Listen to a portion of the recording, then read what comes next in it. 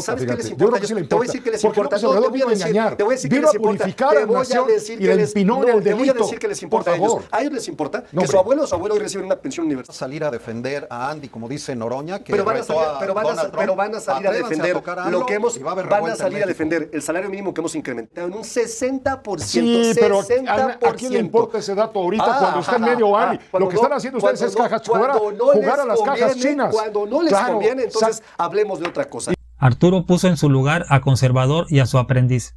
Debate de reflexión. Claro, ya sonó la campana. Arturo, boxeador, perdón, vocero de la bancada de Morena en la Cámara de Diputados. ¿Cómo te fue la pelea? Política. ¿Qué pasó? Bien sencillo. Hice señalamientos importantes en contra de Alito Moreno.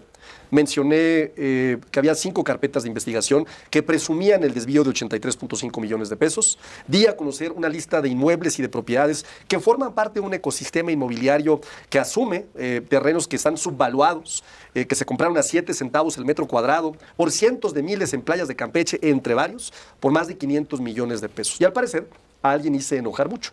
Cuando salgo, me lo encuentro ingenuamente, todavía le tiendo la mano y lo Sí, que tenemos la recibo, imagen de y cuando lo que se recibo acercan. es un golpe en el hombro, ¿no? Como se puede observar. No, ahí ya está avanzado el pleito. No, Ahí no, está, no. sí. Está un director de orquesta que no tiene nada que hacer, ¿verdad? Fíjate que Ricardo Martínez, que curiosamente yo lo acababa de conocer en ese momento, ¿Sí? y me estaba regalando un libro que escribió él, que ciertamente habla de los enormes abusos que provocó la violencia en otros países y en el contexto de una guerra de otros países. Afortunadamente, y lo digo afortunadamente, él estaba ahí. Porque con mucha paciencia, siendo un hombre discapacitado, tenía un bastón, se puso entre Mancilla y un servidor. Mancilla empezaba a empujar, me agarró del cuello, como también se puede observar, ¿no? Y yo entendí que él iba por un tema de violencia. Él iba por una agresión mía, él iba por un muy mal comentario mío, ¿no? Y lo que sí me llamó la atención, y debo de decirlo con todo respeto, Pepe, es bien curioso. Fíjate lo que lograron. Lograron que no se hablara de la nota importante que era las propiedades que estaba yo denunciando a Alito Moreno. La gente habló de esto. Pero lo que más me preocupó es la normalización que en varios medios de comunicación se hizo de este tema. Alito Moreno en entrevistas decía, si yo hubiera estado, lo hubiera golpeado, ¿no? Imagínate tú, ¿no? El tema. Y muchos periodistas que le Tú celebraban... me dijiste no soy Noroña, ¿verdad? Sí, se lo Porque comenté. ellos fueron, Alito se le fue a las manos a Noroña, ¿te acuerdas? En aquella sesión del Senado. Sí, sí, sí. Y luego el que intervino fue Carlos Gutiérrez Mancilla, que también le dio sus empujadas a... Y tú le dijiste, yo no soy Gerardo Fernández. Bueno, lo que pasa es que Gerardo tuvo mucho temple al haber recibido un golpe y haber decidido no confrontar a este porro. Se dio la vuelta y con el temple, que es una de las virtudes cardinales más importantes, la templanza, ¿no? Le dije, oye, yo no soy Noroña, pero por el tema de, seguramente, si sigues adelante con este tipo de agresiones o si me llegas a golpear, no tendré la templanza que tuvo Gerardo de haber cedido y no haber llegado a un conato de violencia mayor. Bueno, ya pasamos el tema a otra cosa. ¿Te parece? Claro. El tema obligado es Andy. Sí. El tema obligado es Andy, no me digas que no. Está siendo protegido por la presidenta de la República porque es el hijo de su mentor político. No, a ver. ¿Sí o no? No, a ver, primero, yo te diría, la narrativa que se está tratando de instalar me parece muy lamentable. Sobre todo en un Viene país... de la derecha, dirás. No, sobre todo en un país en donde aproximadamente 9 de cada 10 mexicanas y mexicanos no tienen visa. Es decir, hay más de 130 millones de mexicanas y mexicanos. Si este año, por ejemplo, de acuerdo a datos que da la embajada, se aprobaron alrededor de 180,000 visas, menos las que cancelan, pues evidentemente estamos hablando de que un aproximado entre 10 y 15 millones de mexicanas y mexicanos tienen alguna de las más de 185 tipos de visas, si no me equivoco, ¿no? Entonces, cuando yo escucho que el debate se concentra en tratar de acusar a un mexicano, ¿no?, de tener o no tener visa, como si la visa fuera una carta de buena conducta o una acusación, me parece que es un despropósito, sobre todo cuando el Departamento de Estado de Estados Unidos ha anunciado que canceló 175,000 visas el año pasado, y eso no quiere decir que estas personas sean o delincuentes o otra cosa. Ahora, hay que dejarlo claro, es facultad del gobierno de Estados Unidos, claro, soberana, decidir a quién le dan visa, y también, de acuerdo a lo que establece la propia... Dice que no es un derecho, es un privilegio. No solamente eso, que es otorga una... el gobierno de los Estados Unidos. Pero, a ver, no nos hubiéramos enterado de nada. Es un instrumento. Aquí hay cola larga, ¿no? Si no escribe la famosa carta pendenciera, donde se nota la mano de su mentor, de su gestor, nadie se hubiera enterado. ¿Cómo se atreve? A ver, honradamente, por favor, a los ojos. Ajá. ¿Quién es Andrés Manuel López Beltrán para escribirle una carta al presidente de los Estados Unidos ordenándole o exigiéndole o pidiéndole o suplicándole el despido de Marco Rubio, secretario de Estado de los Estados Unidos, número 2 en la política estadounidense, es como el secretario de Gobernación casi, y el que fue embajador de Estados Unidos en México, Christopher Lando.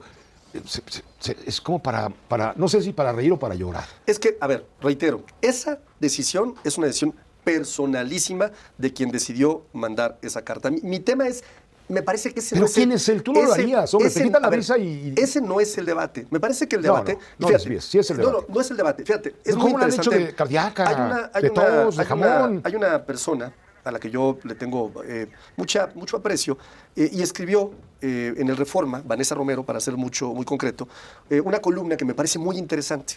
Y en esta columna lo que dice es, el tema de las visas son tiros de precisión, ¿no? Porque lo que se hace cuando se cancela una visa, sobre todo a una figura pública o una figura política, no requiere de una investigación, no requiere de una acusación, no requiere de absolutamente nada. Pero sucede como cuando avientas una piedra a un lago, ¿no? Se generan ciertas ondas que dan, sin duda, ¿no?, a suponer muchas cosas.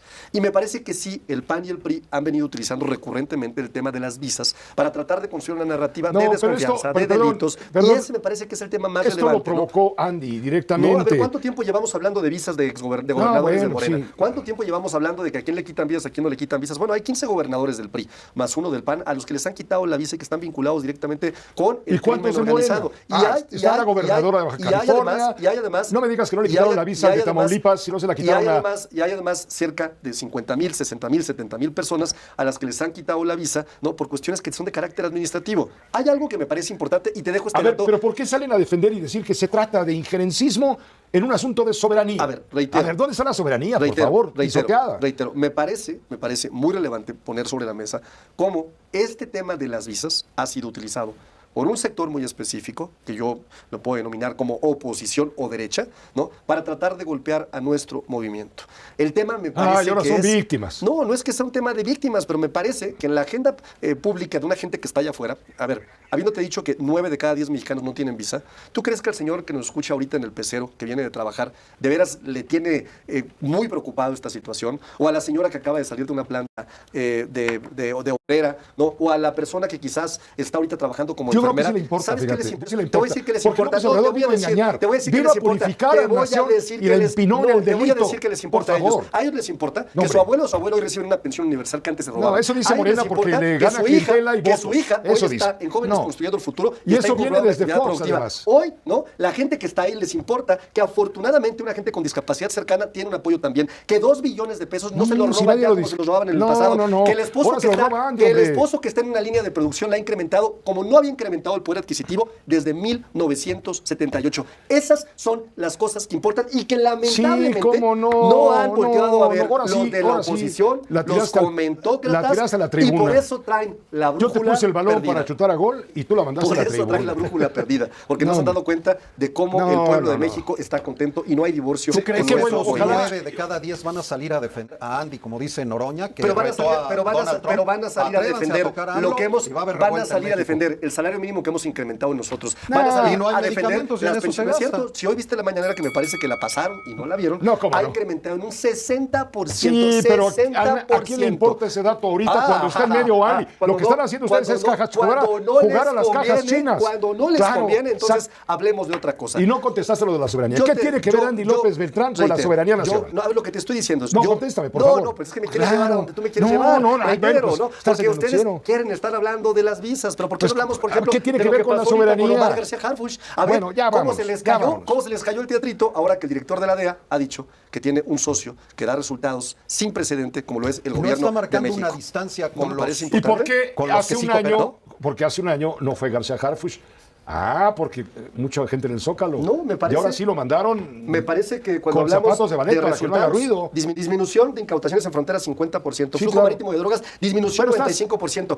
Esa es la realidad y esos son los datos fuertes, los datos que no les gustan. Y Andy no importa. No, eso. Reitero. Es un circo. Es un tema, bueno, pues el tema lo están poniendo ustedes sobre la mesa. Habiendo tantas cosas que informar, habiendo tantas cosas positivas que informar. Pues no, al contrario, yo hubiera dicho, en vez de la pelea, hubiera dicho dicho, ¿cómo es posible que tengamos diputados porriles, ¿no? Que les permitamos normalizar la violencia? Ese es el tema. Fíjate qué curioso, varios medios de comunicación reportaban la pelea de los diputados. La pelea, yo iba saliendo, yo saludé, tendí la mano y una persona me agredió. Bueno, eso es lo que pasó. No hay pleito, así nos llevamos.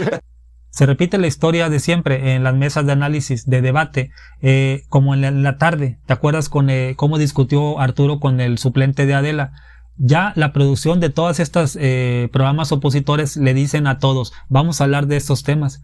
Y yo diría, ¿por qué no tratan las mesas de análisis de entrevistas como Zabludovsky trataba a López Obrador? Contaba él que en los últimos años de Zabludovsky, cuando ya no estaba en Televisa, le decía, licenciado López Obrador, aquí están los micrófonos, todo suyo. Y lo dejaba hablar. No se ponía a discutir, ni lo quería ahorcar, no, ni es que ustedes, no, hable lo que usted quiera. Así deberían tratar a Arturo, como tratan a los panistas y priistas que dicen lo que quieren, como Alito que desfila por todos los medios diciendo que los morenas son unos corruptos, que hay que sacarlos y no sé cuánto, y este señor conservador más se monta en su macho y sigue hablando de lo que nada más él quiere. Trata de arrinconar a Arturo y Arturo le dice, ok, ya hablamos de esto, pero vamos a hablar de lo otro. 32 hospitales inaugurados por la presidenta en 2 años, un gran lugar México para invertir. Harfuch está en Argentina, se redujeron a la mitad la tasa de homicidios. Ya Argentina dijo que ya va a comenzar el trámite para extraditar al vicealmirante Farías Laguna, para seguir combatiendo este mal del huachicol fiscal que creó el PRI y el PAN con la mugrosa reforma energética. Ese tipo de cosas no la dice el conservador. Y todavía mete sus narices el aprendiz hablando de Noroña y que no se atrevan a tocar a López Obrador porque la gente se va a levantar. Pues la verdad sí, porque siguen sin entender los conservadores y como el aprendiz y él, que hablando de temas que afecten a Morena es como van a ganar votos. No entienden, como dice Arturo, la gente recibe sus apoyos sociales, la gente ve cómo está cambiando su estilo de vida, no vamos a volver al PRI y al PAN, pero eso siguen sin entender los conservadores. Dime qué piensas.